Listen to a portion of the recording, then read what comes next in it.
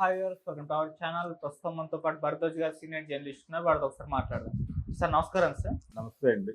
Sir, Telugu big boss show ఎన్నో సీజన్లుగా successful గా కంటిన్యూ అవుతూ వస్తుంది. అయితే ఇది స్టార్టింగ్ నుంచి కూడా దీనిపైన ఒక రకమైన విమర్శలు అయితే ఒక వైపు నుంచి కూడా వినిపిస్తూ వస్తున్నాయి కదా.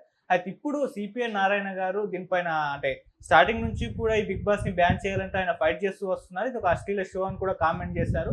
ఈ నేపథ్యంలోనే కోర్టుకు వెళ్లారు. కోర్టు కూడా ఇప్పుడు నాగార్జున గారికి అండ్ షో నిర్వాహకులకు కూడా నోటీసులు అయితే పంపించింది సార్. మరి ఏం జరిగే అవకాశం ఉంది? ఈ షోని ఏమన్నా బ్యాన్ చేస్తారా సార్? బ్యాన్ చేయటం అనేది ఏం జరగదండి. ఉమ్, అయితే కొన్ని సందేహాలు వ్యక్తం చేయటం జరిగింది వీళ్ళు కోర్టు సమక్షంలో. ఉమ్, వాటికి సంబంధించిన క్లారిఫికేషన్స్ అడుగుతారు. తర్వాత వీరికి వివరించి చెప్తారు. ఓకే. అలా ఒక ఒక ప్రొసీజర్లో వెళుతుంది అది. సరే, కోర్టుకు ఆశ్రయించాడు, ఆయన ఆనందపడ్డాడు నోటీసులు ఇచ్చినందుకు అవతల వాళ్ళకి. అయిపోయింది. కానీ చాలా మౌలికమైనటువంటి సమస్యలు ఉన్నాయి ఆయన ఆర్గ్యుమెంట్లోనే. అంటే భారతీయ కుటుంబ వ్యవస్థ ఉన్నతి, దాని గొప్పతనం గురించి ప్రపంచం అంతా పొగుడుతున్నటువంటి సంస్కృతి మంది అని మాట్లాడుతున్నాడు ఆయన. ఈ మాట్లాడుతున్న క్రమంలో ఆయన నెమ్మదిగా ఎటువైపు జారుతున్నాడు అనేది చూడాలి. కుటుంబ వ్యవస్థ అనేది సర్వోన్నతము, అది ఉత్కృష్టము అని మాట్లాడే క్రమంలో ఆయన ఇంకొక దారుణమైన స్టేట్మెంట్ ఏమిచ్చాడంటే, నారాయణ గారు, భార్యాభర్తలు కానివారు ఒకే మంచం మీద కూర్చోవడం అనేది ఎలా సబబు అంటున్నాడు. ఈ శీల పరిరక్షణ కార్యక్రమం అవసరమా అనేది నా ఉద్దేశం. అంటే భార్యాభర్త అయినప్పటికీ వాళ్ళిద్దరూ వేరువేరు యూనిట్లు, మనుషులుగా వారు వేరే, వారు కలిసి ఉండాలి అని అనుకున్నారు, ఉంటారు. వాళ్ళ మధ్య ఎప్పుడు ఏ సమస్య వచ్చినా వాళ్ళు విడిపోతారు. కానీ రెగ్యులర్గా మానిటరింగ్ ప్రోగ్రామ్, ఒక ధర్మము అనే పేరుతోనో లేకపోతే మరొక పేరుతోనో వాళ్ళ మీద మానిటరింగ్ పెట్టడం. ఈ అమ్మాయి ఏ మంచం మీద కూర్చుంటుందా, మంచం మీద ఇంకెవరు కూర్చున్నారు, అసలు ఈ ప్రోగ్రాం ఎందుకు ఈయనకి? ఇది అనవసరమైనటువంటి కార్యక్రమాలు భుజాన వేసుకుంటున్నాడు ఈయన. ధార్మిక వ్యవహారాలు, నైతిక వ్యవహారాలు భుజాన వేసుకుంటున్నాడు. వ్యక్తి స్వేచ్ఛకి, పర్సనల్ లైఫ్కి సంబంధించిన వ్యవహారం అది.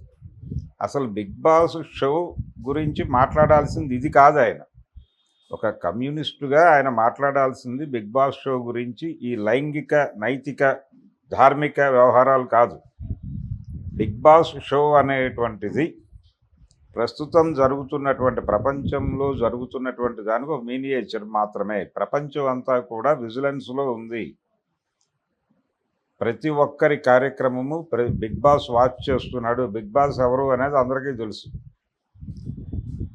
స్టేటు తన రాజ్యంలో నడుస్తున్నటువంటి ప్రతి వ్యవహారం మీద మానిటరింగ్ పెట్టింది.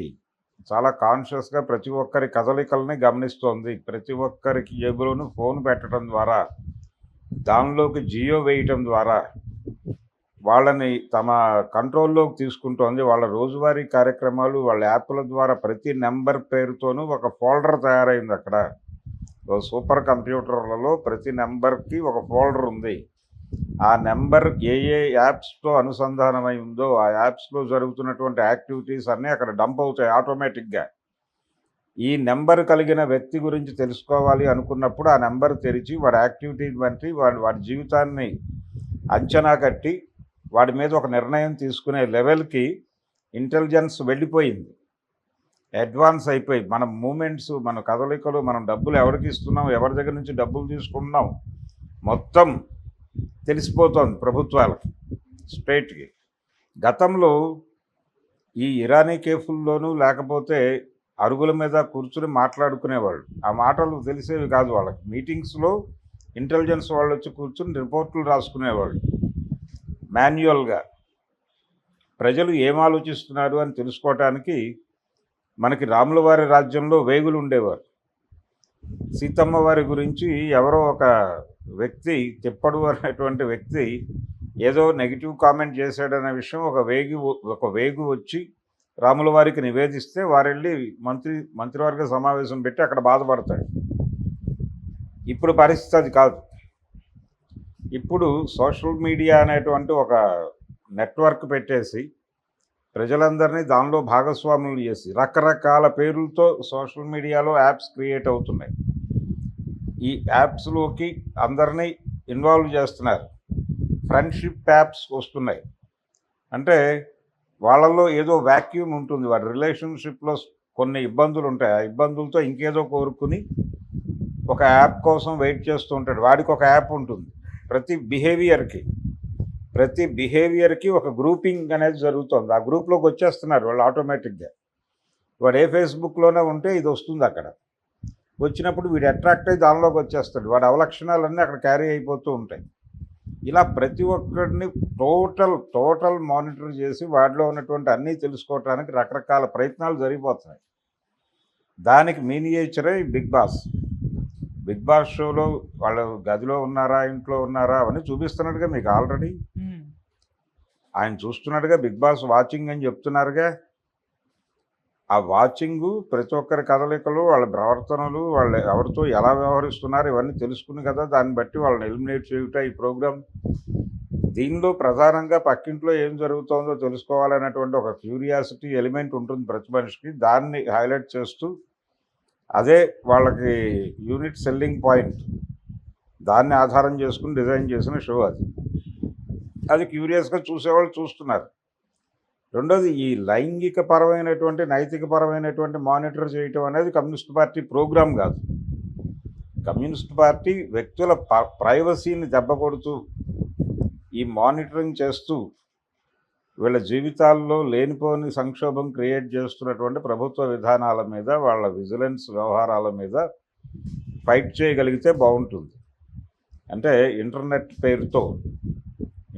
పేరుతో రకరకాల కంటెంట్లని, అంటే మనుషుల్ని కంపార్ట్మెంట్లుగా చీల్చేసి ఏ ఏజ్ గ్రూప్ వాళ్ళకి ఏ కంటెంట్ కావాలి, వాడి అవసరాలు ఏమిటి, వాడి వ్యసనాలు ఏమిటి, వాడు ఎక్కడ ఏ ఏరియాలో సంచరిస్తున్నాడో తెలుసుకుని వాడి మీద మానిటరింగ్ పెట్టడం ద్వారా వీడు వ్యవస్థగా ఏమన్నా ప్రమాదకరమా అనేది ఒకటి. రెండోది, వాడి అవసరాలకి కావలసినటువంటి సరుకుని పంపిణీ చేయటం అనేది, మార్కెటింగ్ అవసరం కూడా లింక్ అయి ఉంది దీంతో. ఏది ఇందాక నేను చెప్పినటువంటి నెంబర్లతో వాళ్ళు ఫోల్డర్లు క్రియేట్ చేసి అందులో డంప్ చేస్తున్న సమాచారం ఆధారంగా ప్రతి మనిషిని అంచనా కడతారు. ఆ అంచనా కట్టి వాడి నీడ్స్ ఏమిటో తెలుసుకుని అక్కడికి అవి పంప్ చేస్తారు. పంపు చేయటం ద్వారా వాడు అక్కడే బతికేస్తూ ఉంటాడు. అక్కడ వాడికి ఏదో సంక్షోభం వస్తుంది. పక్క కంపార్ట్మెంట్ వాడితో నా కంపార్ట్మెంట్లో ఇది జరుగుతోందని చెప్పుకోలేడు. వాడు అదే కంపార్ట్మెంట్లో ఏడుస్తూ చచ్చిపోతాడు అక్కడే ఆత్మహత్య చేసుకుని. ఇది జరుగుతోంది. ఒక ఇంట్లో నలుగురు ఉంటే, ఒక తండ్రి, ఒక తల్లి, ఒక కొడుకు, కూతురు ఉంటే వీళ్ళు నలుగురు ఒక యూనిట్గా లేరు. ఎవరి కంపార్ట్మెంట్లో వారు ఉన్నారు. ఆ కంపార్ట్మెంట్ సంక్షోభాన్ని పక్క కంపార్ట్మెంట్తో పంచుకోవడానికి ఎవరూ సిద్ధంగా లేరు. వాళ్ళలో ఆ కంపార్ట్మెంట్లో ఏదైనా సమస్య వస్తే చచ్చిపోతున్నారు. ఆత్మహత్యలు పెరిగిపోయినాయి సమాజంలో. దీన్ని కదా అడ్రస్ చేయాల్సింది మీరు కమ్యూనిస్ట్ పార్టీలుగా. మారినటువంటి ప్రపంచం, ఇంటర్నెట్ యుగంలో మానవ సంబంధాల్లో వచ్చిన మార్పులు, దీన్ని బద్దలు కొట్టి వాళ్ళని యునైట్ చేసి ఒక ఇష్యూ మీద ఫోకస్డ్గా వాళ్ళు ఫైట్ చేసేలాగా వాళ్ళని యునైట్ చేయటం అనేది నీ ప్రోగ్రామ్ అవ్వాలి. అది మానేసి ఈ మానిటరింగ్ ఎందుకు నీకు, ఈ లైంగిక పరమైనటువంటి ధార్మిక విషయాల గోల ఎందుకు? అవి చూసుకోవడానికి ఎలాగూ సనాతన స్వాములు ఉన్నారు. లేకపోతే పవన్ కళ్యాణ్ గారు ఉన్నారు అక్కడ, సనాతన ధర్మ పరిరక్షకుడు. ఒకే మంచం మీద భార్యాభర్తలు కానివారు కూర్చున్నారు అని పవన్ కళ్యాణ్ బాధపడితే మనం అర్థం చేసుకోగలం. ఒక కమ్యూనిస్ట్ పార్టీ నాయకుడు ఒక మంచం మీద భార్యాభర్తలు కానివారు కూర్చుంటే ఆయన బాధపడితే ఆయన చూసి జాలిపడటం తప్ప చేయగలిగింది ఏమీ ఉండదు. అందుకని నారాయణ గారు ఆయన వయసు పెరగటం చేత నెమ్మదిగా ధార్మిక కోణం వైపు వెళ్ళిపోతున్నాడు. ఆయన్ని కమ్యూనిస్ట్ పార్టీ అనడం కన్నా కూడా సిపిఐ కాషాయం అనడం బెటర్. అంటే సిపిఐ హిందుత్వగా ఏమన్నా మారిపోయిందా, సిపిఐ సనాతన ధర్మంగా ఏమైనా మారిపోయిందా అనేది సందేహం. వర్గ పోరాటాలు ఎలా చేస్తారు వీళ్ళు? ఇలాంటి భావజాలం మనసులో నింపేసుకుని వీళ్ళు ప్రజల్ని ఎలా గైడ్ చేస్తారు? ప్రజల్లో వచ్చిన కొత్త వైరుధ్యాలను అర్థం చేసుకోవాలి కదా వీళ్ళు. నేను మళ్ళీ స్పష్టంగా చెప్తున్నా, చాలా క్లియర్గా మానవ సమాజం చాలా సంక్లిష్టంగా మారిపోయింది. ఇంటర్నెట్ వచ్చాక జీవితాల్లోకి చాలా గందరగోళం ప్రవేశించింది. మానవ సంబంధాలన్నీ గందరగోళం అయిపోయినాయి. ఆ ఏరియాలో ప్రత్యేకంగా అధ్యయనం చేసి ఈ కొత్త వైరుధ్యాలను అర్థం చేసుకుని వాటిని ఎలా పరిష్కరించాలి అనే దాని మీద దృష్టి పెట్టాలి. అది మానేసి తోక వెంబడి నారాయణ అన్న పద్ధతిలో వెళ్ళిపోతున్నాడు ఆయన. అవతల వాళ్ళు వేసినటువంటి వలలో పడిపోయి వెళ్ళిపోతున్నాడు. ఇది తప్పు. డ్రగ్ కల్చర్ ఎలా ఉంది ప్రపంచంలో? ఈ డ్రగ్ కల్చర్ని ప్రమోట్ చేస్తున్నది ఎవరు? కేవలం సినిమా వాళ్ళు లేకపోతే కాలేజీ స్టూడెంట్సే డ్రగ్ తీసుకుంటారు, మిగిలిన వాళ్ళు ఎవరు డ్రగ్ ముట్టుకోరు అనేటువంటి నెరేటివ్ నేపథ్యంలో జరుగుతున్నటువంటి దారుణాలు ఏమిటి? డ్రగ్ సరఫరాలో కేవలం అంటే డ్రగ్స్ అనేవి నైజీరియన్స్ మాత్రమే సరఫరా చేస్తారు అనేటువంటి ఒక నెరేటివ్ని కూడా కల్పించారు. కానీ ఇక్కడ రాజకీయ పార్టీల ప్రమేయం లేకుండా డ్రగ్ సరఫరా జరగటం లేదు అనేది చాలా సుస్పష్టం. ఆ ఏరియాలో పనిచేసి వాళ్ళు ఎవరో వెలికి తీయండి కమ్యూనిస్ట్ పార్టీగా, అప్పుడు ప్రజలు మిమ్మల్ని భుజాలకు ఎత్తుకుంటారు. ఇలాంటివి అనేకం ఉన్నాయి, ఇంకా పట్టించుకుని వీళ్ళు ఫైట్ చేయాల్సినటువంటి అంశాలు. మార్కెట్ ఎకానమీ జీవితాల్లోకి తీసుకొచ్చినటువంటి సంక్షోభాలను పట్టించుకోండి. కార్పొరేట్ స్కూళ్ల పేరుతో జరుగుతున్న దోపిడీని పట్టించుకోండి. ప్రభుత్వం రాజ్యాంగాన్ని చంపేసి కార్పొరేట్లకు ప్రజల్ని కట్టబెట్టి చంపించేస్తున్నటువంటి విధానం చూడండి. అభివృద్ధి పేరుతో జనాల్ని చంపేస్తున్న దాన్ని అర్థం చేసుకొని ఆ ఏరియాలో పనిచేయండి. అది మానేసి ఈ లైంగిక ధార్మిక గొడవల గురించి ప్రకటనలు ఇచ్చి బిగ్ బాస్ మీద కోర్టులో కేసులు వేయడానికి ఇంకా 100 విషయాలు ఉన్నాయి, చాలా ఇంపార్టెంట్ విషయాలు. దాన్ని పట్టించుకోకుండా ఈ గొడవ ఏంటి, బిగ్ బాస్ షో గురించి ఈయనకెందుకు? అది చాలా క్లియర్గా బిగ్ బాస్ అనేటువంటిది ఒక డిజైన్డ్ ప్రోగ్రామ్. అది ఈ రోజున నాగార్జున గారు డిజైన్ చేసింది కాదు, అది అంతర్జాతీయంగా చాలా దానిలో ప్రపంచం అంతా కంట్రోల్లో ఉంది. బిగ్ బాస్ వాచ్ చేస్తున్నాడు అనేటువంటి ఐడియాలోంచి పుట్టినటువంటి షో అది. దాన్ని పబ్లిక్ క్యూరియాసిటీస్తో లింక్ చేయడం ద్వారా దాన్ని సక్సెస్ఫుల్గా నడుపుతున్నారు వాళ్ళు. అన్ని భాషల్లోనూ నడుస్తోంది. ఆంగ్లంలో మొదలై నెమ్మదిగా అన్ని దేశాలలోనూ ప్రాంతీయ భాషల్లోకి తర్జుమా అయిపోయి నడిచిపోతోంది. దాని మీద కొంత ఎంప్లాయ్మెంట్ జనరేట్ అవుతోంది, వాళ్ళు ఏదో బతుకుతున్నారు ఆ డబ్బులతో. వాళ్ళ జీవితాల్లోకి ఎందుకు మీరు రాయేయాలి వెళ్ళి? మీరు పట్టించుకోదలుచుకుంటే అనేక విషయాలు ఉన్నాయి, కూర్చుని మాట్లాడుకుందాం, పట్టించుకుందాం, చేద్దాం. వాటిని వదిలిపెట్టేసి ఇదేదో పెద్ద జాతీయ గొడవలాగా వర్గ పోరాటంలాగా ఆయన నాగార్జున మీద వర్గ పోరాటం చేస్తే అలాగా ఏమన్నా ఓపికంటే భారత ప్రభుత్వం అడవుల నుంచి ఆదివాసీలను ఖాళీ చేయించడానికి జరుపుతున్నటువంటి నరమేధం గురించి మాట్లాడుకుందాం, దాని మీద ఫైట్ చేద్దాం. ఇలాంటివి 100 ఉన్నాయి. అలాగే ఏదో ఒక ప్రాంతంలో అభివృద్ధి అనే పేరుతో ఏదో ఒక ప్రాజెక్ట్ తీసుకొచ్చి దాని కింద నిర్వాసితులను చేసి చాలామందిని వీధుల్లోకి గెంటేస్తున్నారు. ఎందుకు? ఆంధ్రప్రదేశ్లో జరుగుతున్నటువంటి ల్యాండ్ పూలింగా లేకపోతే పుల్లింగా? ఆ ల్యాండ్ పూలింగ్ పేరుతో ఆయన 40,000 ఎకరాలు పీల్చడానికి రెడీ అయిపోయాడు. వాళ్ళకి 20 కోట్లు వస్తుంది, మీ భూమి రేటుకి ఎకరం 20 కోట్లకు పెరిగిపోద్దని భ్రమలు కల్పిస్తున్నాడు. అక్కడ భూములు ఏమైపోతున్నారు? ఈ ల్యాండ్ బ్యాంక్ పెంచుకుంటున్నటువంటి ప్రభుత్వాలు ఈ భూములన్నీ ఏం చేస్తాయి? కార్పొరేట్లకు కట్టబడతాయి. కార్పొరేట్లకు కట్టబెట్టడానికి ప్రజల నుంచి భూములు లాగేసుకుంటున్నటువంటి ప్రభుత్వ విధానాలకు వ్యతిరేకంగా పోట్లాడండి. ఇల్లు లేని పేదలకు ఇల్లు ఇప్పించడానికి పోరాటాలు చేయండి, భూ పోరాటాలు చేయండి. ల్యాండ్ అంటే దున్నుకోవడానికి పొలం లేని వాడి కోసం దున్నేవాడికి భూమి పోరాటాలు చేయండి. అవన్నీ మానిపడేసి ఈ బిగ్ బాస్ షో మీద కేసులు వేసుకుంటాను, ఇంకొకటి వేసుకుంటాను, పైగా సాంప్రదాయం, భారతీయ వివాహ వ్యవస్థ, కుటుంబ వ్యవస్థ అని ఈ పదాల చాలా అన్వాంటెడ్ వ్యవహారం అంతా నాన్సెన్స్ మాట్లాడుతున్నాడు ఆయన చాలా స్పష్టంగా. ఆయన మాట్లాడుతున్న మాటల్లో ఎక్కడా కూడా నాకు ఆయన ఒక కమ్యూనిస్ట్ పార్టీ నాయకుడిగా కనిపించట్లేదు. చాలా క్లియర్గా ఆయన ఒక ధార్మిక మనిషిగా కనిపిస్తున్నాడు. అంచేత నారాయణ గారు కొంచెం ధార్మికతను తగ్గించుకుని కమ్యూనిస్టు స్పిరిట్ని పెంచుకొని కొంచెం ప్రపంచాన్ని అర్థం చేసుకుని నడుచుకుంటే బాగుంటుంది. నేను ఇప్పుడు నారాయణ గారి మీద నెగిటివ్గా మాట్లాడాను కాబట్టి బిగ్ బాస్ షోని సమర్థిస్తున్నట్టు కాదు. దాని మీద నాకుండే అభ్యంతరాలు నాకున్నాయి, ఇది కాదు, ఈయనకున్న అభ్యంతరాలు కాదు. మీకేం అభ్యంతరాలు ఉన్నాయి సార్? నేను ఇందాకే చెప్పాను, అదొక దాని నుంచి అర్థం చేసుకోవాల్సి ఉంది, దాని నుంచి ప్రపంచాన్ని అర్థం చేసుకోవాల్సిన విషయం చాలా ఉంది.